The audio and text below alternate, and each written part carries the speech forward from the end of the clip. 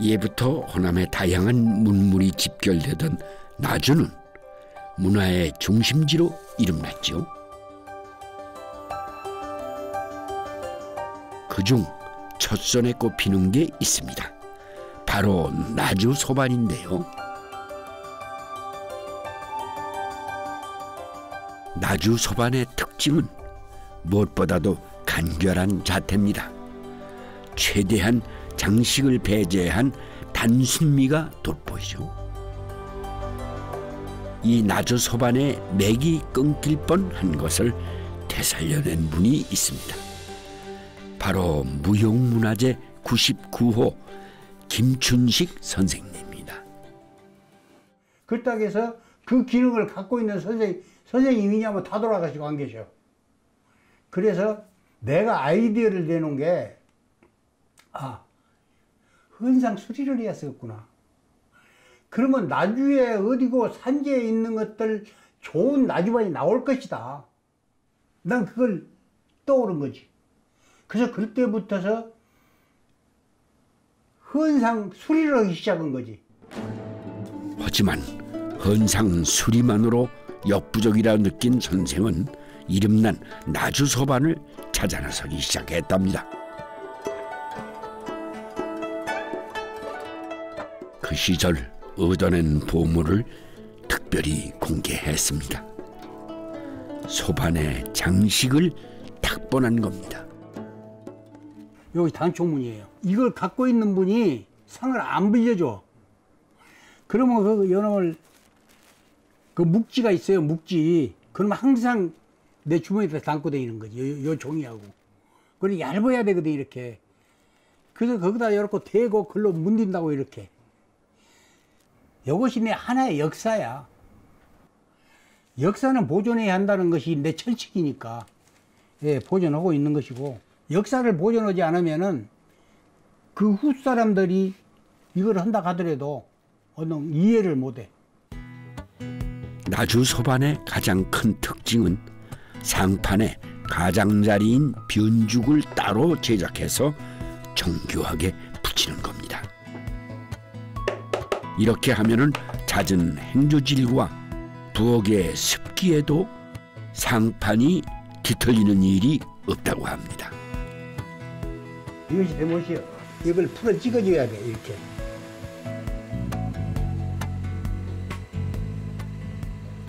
채라는 것은 염숙기를 받으면 바로 사가버려요. 그런데 이 대나무는 염숙기를 받으면은 더 오래 가요. 빨개 가지고 100년이 가도 썩지 않고 그대로 유지하고 있어요. 그래서 소반에는 반드시 대나무를 친 거죠. 운각이라고 하는 이것은 소반의 상판과 다리를 연결하고 고정합니다. 나주 소반은 이 운각 또한 간결한 게 특징이죠.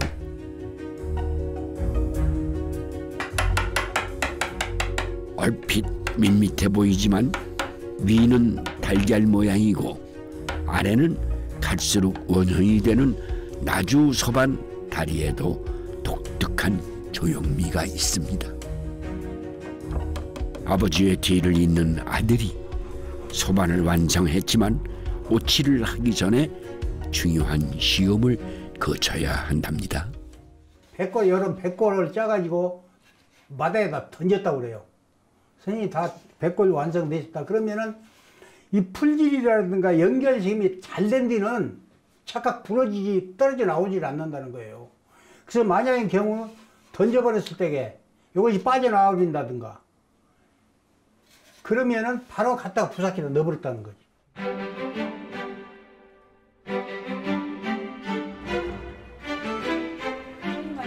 안녕하세요. 어서 오십시오. 예, 예. 어서 오십시오.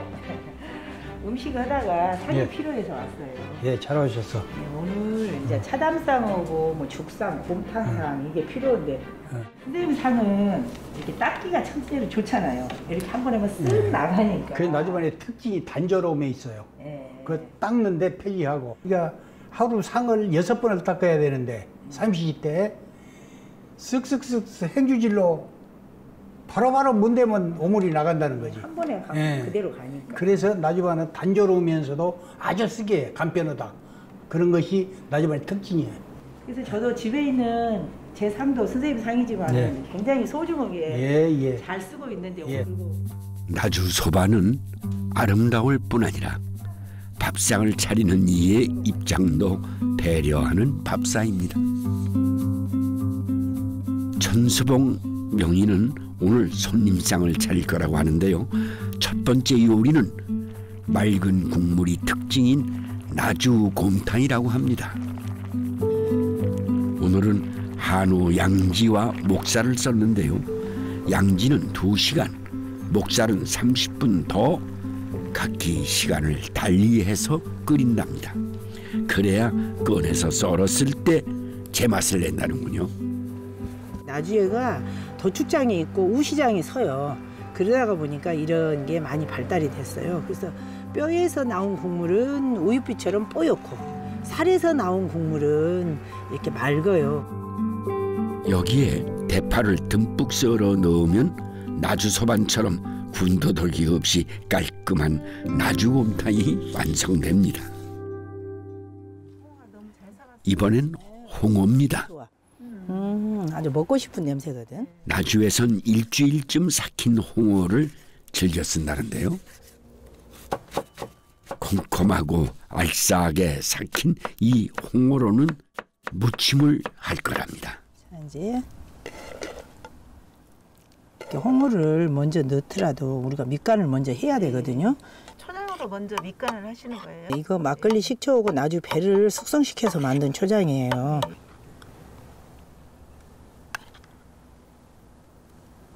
자, 얘를 이렇게 골고루. 미리 옷을 미리 초장으로 먼저 입히는 이유가 있어요?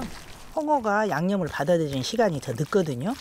그래서 얘를 받아들일 수 있게끔 밑간을 해놓은 다음에 이제 야채를 이제 넣을 거예요. 이제 이렇게 들어갈 건데. 그런데 이 댁의 홍어무침 양념에는 설탕 대신 특별한 조청이 들어간답니다. 배를 가지고 조청을 만들어서 그걸 써요. 아, 예. 그래서 이렇게 까맣게 예, 하니까 까맣구나. 예. 그래서 감기 올 때도 좋고.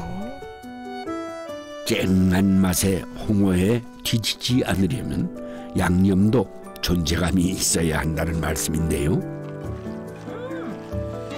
너무 맛있어요. 맛있어요? 네, 뭐 설탕을 많이 넣고 우리가 그런 것도 아니잖아요. 설탕도 안 들어갔는데. 네, 너무 맛있어요.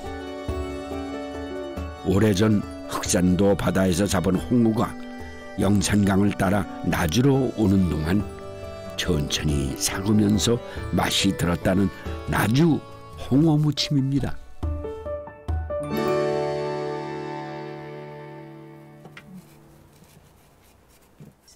한입 크기로. 그런데 배를 깍둑 썰어서 어디에 쓰시려는 거죠? 나주가 배가 많다가 보니까 배가 맛이 없는 배도 있잖아요. 그럼 맛이 없는 배는 천덕꾸러기더라고요. 그러면은 이렇게 반찬으로 재생을 하면은 이걸 사용할 수가 있거든요. 아주 간단해요. 배깍두기는 오래전 냉장고가 텅 빈 날 갑작스럽게 손님이 오셨을 때 떠올린 생각이었답니다. 처치곤란이었던 맛없는 배에 약간의 양념을 보태니 근사한 반찬으로 거듭났던 재미난 발견이었다네요. 자, 하나 먹어봐. 간이 맞은가?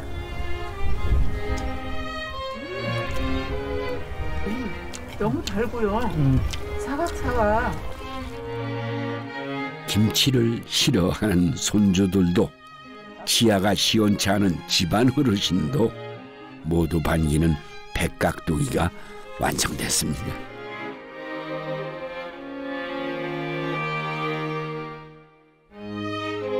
이걸 소반에 올려봅니다. 나주 곰탕상입니다. 또 곰탕을 드실 때는 탁주도 한 사발씩 드시거든요. 그래서 나주 홍어무침을 같이 올렸습니다. 네, 이번엔 죽을 끓일 거라는데요. 좀 독특한 배죽이랍니다. 나주지방 스님들이 즐겨 드시던 음식이라는데요. 강판에 곱게 갈아낸 배즙을 넣기 때문에 맛도 풍미도 진하다고 합니다. 배국수. 배죽에는 새알심도 넣는다는데요. 찹쌀가루에 보리쌀가루를 넣어 은은한 색을 내고 뜨거운 물로 익반죽을 해서 동글동글 빚어 넣었습니다.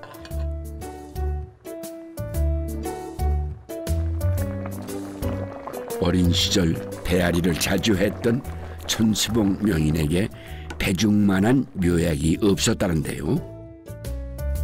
지금은 손주들에게 약손 대신 배죽을 끓여주곤 한답니다.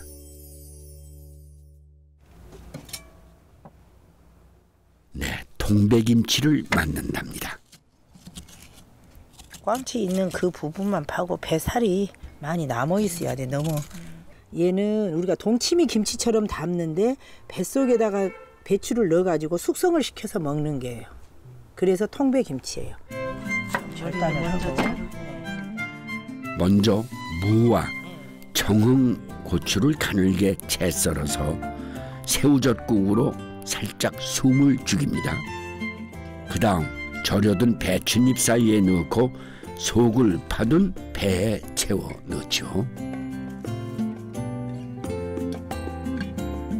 배 맛이 가장 좋을 때니까 가을부터 겨울, 봄에는 또 배 맛이 떨어지니까 덜 맛있어요. 지금은 관계가 없는데 옛날에는 봄에는 안 담아 먹었어요. 통배김치는 며칠 뒀다 먹어도 또 바로 먹어도 좋다는데요. 깔끔하고 담백하면서 향기로운 통배김치입니다.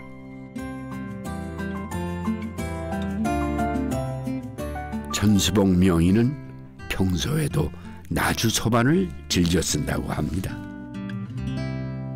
이 나주 소반은 참 군더더기가 없어가지고 쓰기에 너무 편리해요.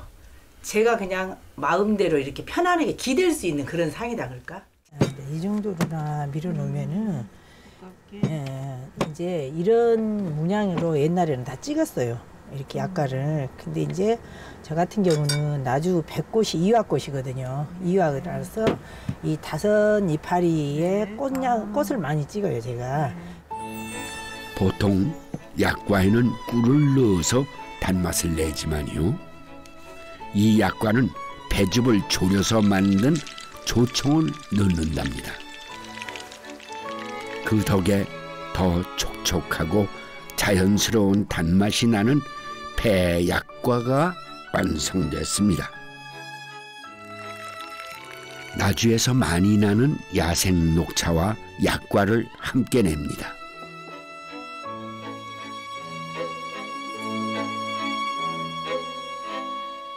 상이 다 차려졌는데 네, 참 아름다운 한국인의 밥상이지요.